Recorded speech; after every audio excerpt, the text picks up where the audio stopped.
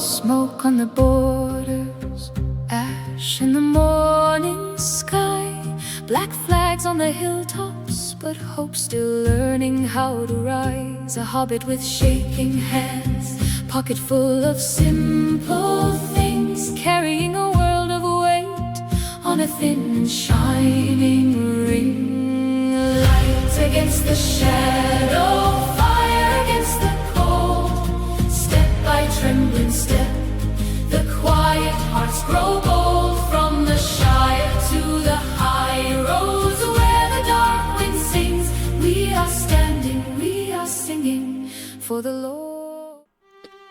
Så folkens, welcome back to another video. We are heading into part 3 of History of Middle Earth. So let's get to it. It was not long after the Dagor knew in Gileath and Fëanor's passing that an envoy from the Dark Lord came to the elves acknowledging defeat. This envoy offered terms that included the possible return of a Silmaril. Maethros was cautious in going out to meet this embassy though, and brought with him more troops than was deemed necessary. His caution was well founded, but his preparations proved to be inadequate, as Morgoth had also expected treachery and sent a greater force, including a number of Balrogs. When the two groups met, the elves were slain en masse, despite fighting valiantly, and Maethros was captured. Morgoth quickly sent word to the Noldor that if they were to forswear their oath and turn aside from the path of vengeance, Maethros would be released unharmed. The elves were not so easily fooled, however, and sent no answer, knowing Maethros would never be released in spite of their actions. Morgoth's response was a brutal one, much in keeping with his nature. Maethros was hung from the face of a precipice of Thangorodrim by the wrist of his right hand, using a band forged from unbreakable steel, and was forced to hang from this steep point in immense. Oh, that gotta be so painful. Pain while he gazed upon the plains where his people were unable to come to his aid due to the impenetrable fortifications the Dark Lord had erected. A further complication, and what would ultimately prove to be Maethros' salvation, came in the guise of the internal divisions of the Noldor. Following their victory at the Battle of Lamoth, Fingolfin chased down the surviving orcs, who had caused the death of his youngest child. They chased them to the very fortress of Angband.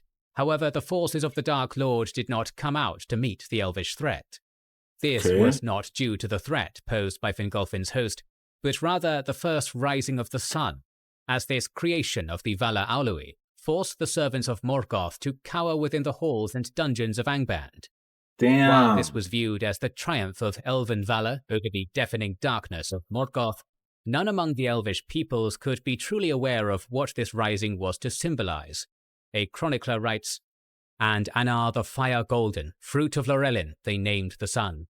But the Noldor named it Vasa, the heart of fire, that awakens and consumes, for the sun was set as a sign of the awakening of men and the waning of the elves." Still, the coming of the sun and the moon meant that the First Age had begun. Fingolfin then led his host to the northern shores of Lake Mithrim, where they came into contact with the Fëanorian element of Noldor, whom they had not seen since their great betrayal. Tensions between the two factions threatened to lead them into a civil war, were it not for the heroic actions of the son of Fingolfin, Fingon.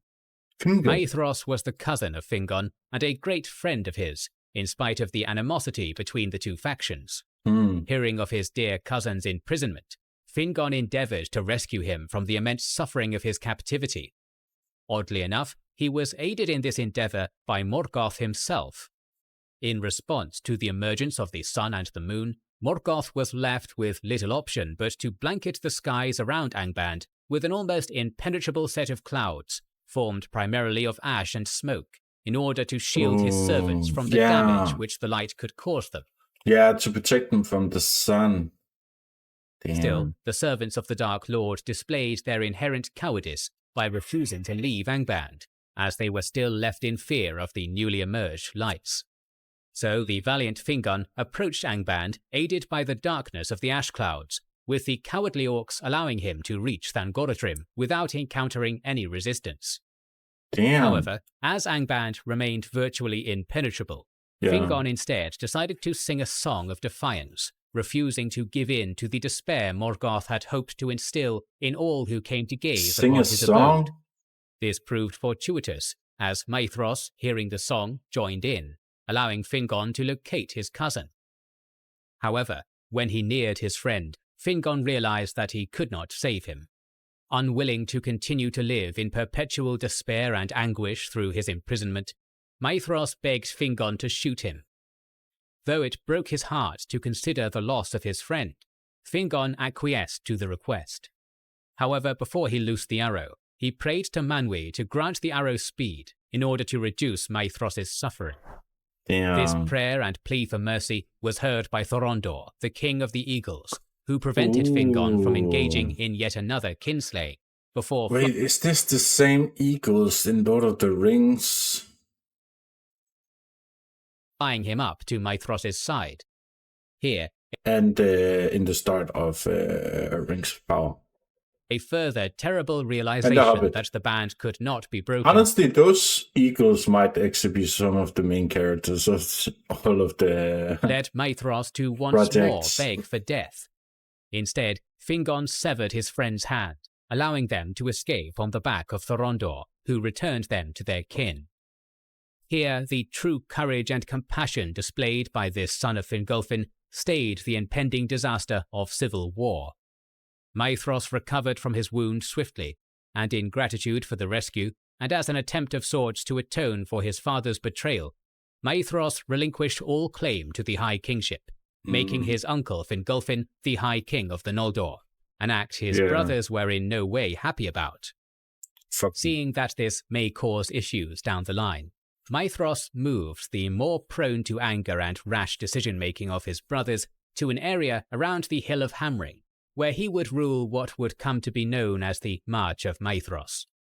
Despite his miraculous recovery, Maethros never forgot nor forgave the suffering which was wrought upon him, and this drove him to become an even greater and more deadly swordsman with his left hand than he had ever been with his right. Furthermore, upon his lands he raised an imposing fortress, with the dual purpose of separating his fiery brothers from the people of Fingolfin, and also because he wished any attack from Angband to fall upon him first, so he may avenge his ill treatment at that. Yo, Maethros is wild. Damn. So he simply just balled out and decided to become even greater with his left hand than he was with his right. And I just checked the map, and it seems like some of these mountains are still there, but some of them have been destroyed.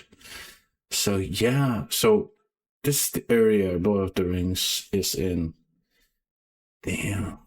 Elves, with both peoples prospering from the trade which ensued, allowing the creation of great halls and masterful pieces of metalwork, including the invention of the famous dwarf mail and the finest steel the still young world had ever bore witness to.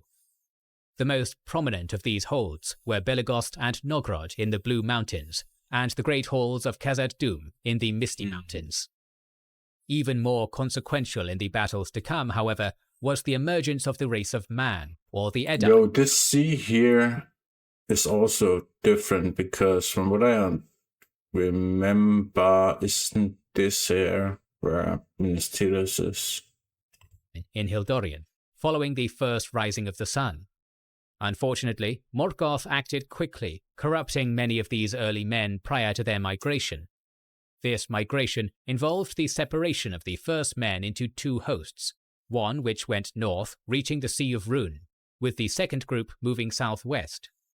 This northern host endured a further schism, with the lesser folk dwelling in the hills to the southwest of the sea, and the greater folk living in the woods on the northeastern shores. Meanwhile, the southern group began to speak an entirely different language, and were joined by strange peoples, whom they referred to as Droog. After a period of time, the lesser and greater folk resumed their migration, crossing Ravanion, while the southern host of men reached the White Mountains. During the crossing of Eriador, the greater folk acted as the vanguard. Yo, a lot of crazy stuff needs to happen for the map to change this much. This is insane. Like, even the mountains for Mordor isn't even here. Like this is where Minas Tirith is. From what I could understand, this might be Helm's Deep, and here is where Saruman's territory will be. Yeah. Damn. However, they would eventually be surpassed by the Lesser Folk, who under the leadership of Balan were the first to cross the Blue Mountains and reach Beleriand. The following year, the southern tribe, led by Haldad, crossed the Blue Mountains and was followed by the Greater Folk, led by Marak. Initially, these peoples settled in Estolad, within the lands of Amrod and Amras, with many befriending the elves living in Beleriand and entering their service. Build the fortress to be like, alright, if you guys want to fight me. Hands of the Dark Lord. Meanwhile, under the capable stewardship of Fingolfin, who became the first High King of the Noldor in the 7th year of the First Age, many mighty kingdoms were established in Beleriand, which would prove to be a match for the continued assaults of Morgoth. Damn. The next such great test for the elvish race came in the Dagor Aglareb, which was the third great battle fought in the First Age. Okay. While Morgoth's legions were initially terrified by the emergence of the sun and the moon, they soon overcame this fear. The Iron Mountains would spew forth flame, as Morgoth sent forward many smaller groups of orcs, who first made their way through to the pass of Sirion and then to Maglor's Gap. They would fight a number of minor skirmishes along the way, as they penetrated deeply into the areas of East and West Beleriand. How are they able to were get that ultimately far? Destroyed by the southern Noldor forces in conjunction with the elves, who were... Yo, those defenses suck if he can just keep sending in smaller units, like, Jesus Christ. ...led by Círdan of the Phallus. However, this was naught more than an ill portent of what was yet to come. The elves, though immensely powerful, were far from a unified front outside of the Noldor. Doriath remained protected, and as such shut away from the wider world, with its people unwilling to fight. The Lyquendi of Aseriand also refused to fight any further battles after the loss of their leader Denethor in the First Battle of Beleriand. In the 60th year of the First Age, the main force of orcs sallied forth from Angband. Immense in size, it spilled forth into Dothonion, where the twin sons of Finarfin, Angrod and Aegnor, barely held them at bay.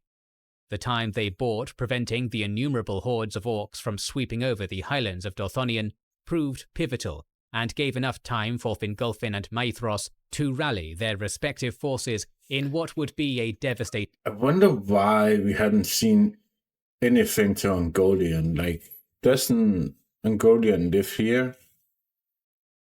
...counterattack.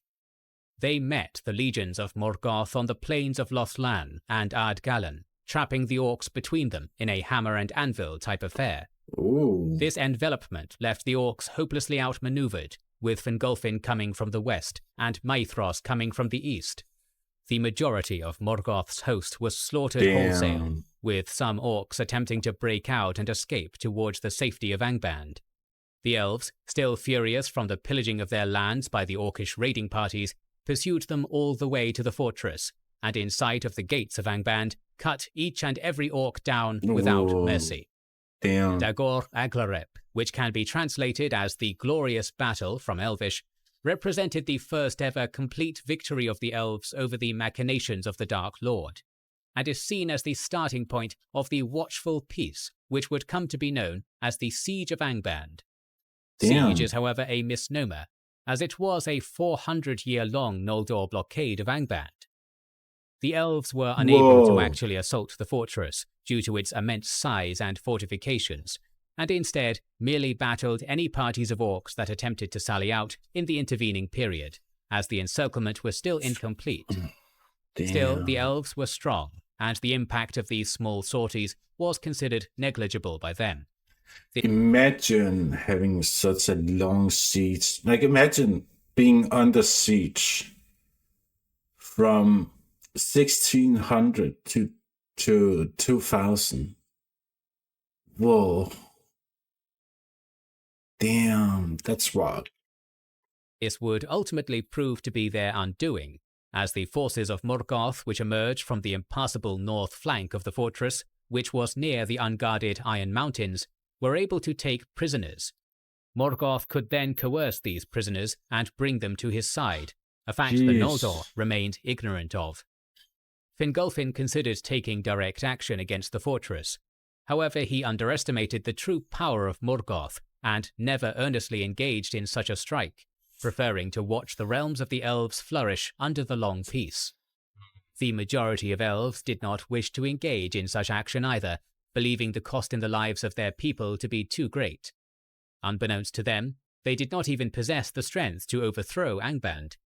According to the author, for the Noldor did not yet comprehend the fullness of the power of Morgoth, nor understand that their unaided war upon him was without final hope, whether they hasted or delayed. While this point in the First Age represented the great epoch of the strength of the elves, the rising of the sun and moon in the sky symbolized that their time as a dominant race, even at this point, would eventually be eclipsed. Ooh. The elves were not the only creations of Eru who stood against Morgoth, and the dwarves aided them in the costly first battle. Are we going to get into this area now? Because I thought about, like, since all of the action is over here, I would have been like, you know what? I'm going to take a huge territory here and just build a massive kingdom or empire far away from the action. Of Beleriand. They forged great alliances with the... Wait, Misty Mountain. Is this...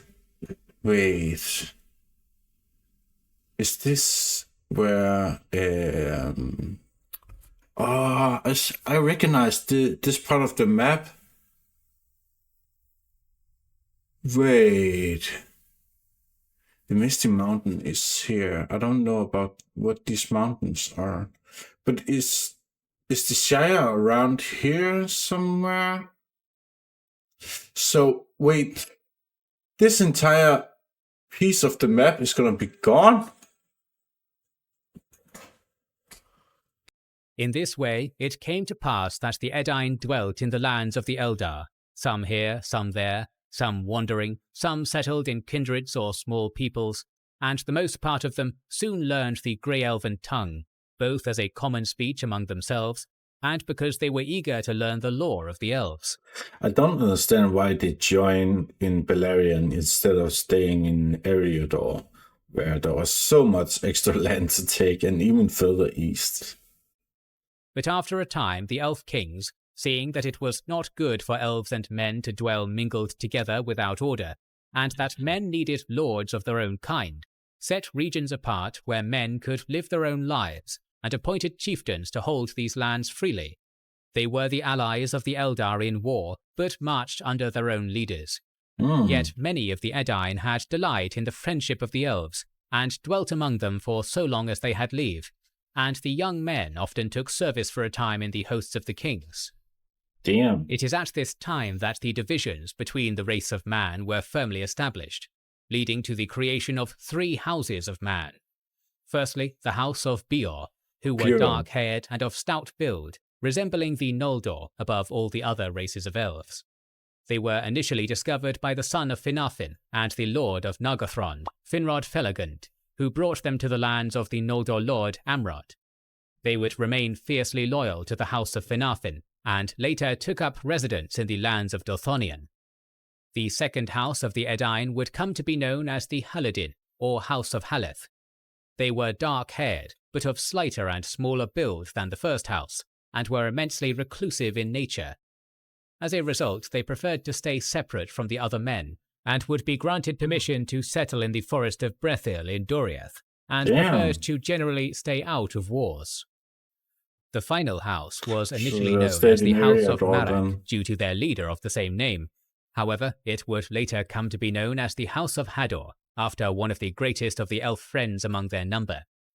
The Hador were the tallest of the 3 houses, and sported golden hair resembling the Vanyar elves. They were an extremely numerous tribe of a warlike nature, which caused the green elves of Assyrians to fear them. They first settled in Estelad, before migrating to the Eret Wethrin, or Mountain of Shadows, and finally making their home in Dor Lomin. Their loyalty lay with the High King himself, Fingolfin. While at first, the peace provided by the siege allowed the elves and the Edain to grow ever closer, the seeds of Morgoth's taint and corruption were already being sown by his servants. To corrupt or destroy whatever so arose new and fair was ever the chief desire of Morgoth, and doubtless he had this purpose also in his errand, by fear and lies to make men the foes of the Eldar and bring them up out of the east against Beleriand. The weakness of... Damn. I'm really curious to how Morgoth was able to like corrupt men to, because they can see like what he's doing, right? Like, and see like the beasts. Like who would choose the side of the orcs over the elves, right? Like that's so weird. Men to stand before this corruption and remain unaltered by its malice and hatred would ultimately prove the undoing not only of the siege, but also the last great time of peace to be enjoyed by the elves of Middle-earth within Beleriand. Damn, okay. Oof. So, men has entered Beleriand now. I would have stayed in area though, honestly. So, yeah, damn. A siege that lasts 400 years. It's pretty wild. I'm curious to like why everyone is staying up here and not going further south either. Like that's so weird. I'm also curious like what happened for the map to change this much. Like this is insane. Like this is a massive territory. Poof. Damn. Wild stuff. Damn, yeah, I need to get to the next episode. Oh, the original video will be down in the description, guys. If you guys want to check out some previous episodes, I will have a playlist up on screen. Otherwise, see you guys later. Bye.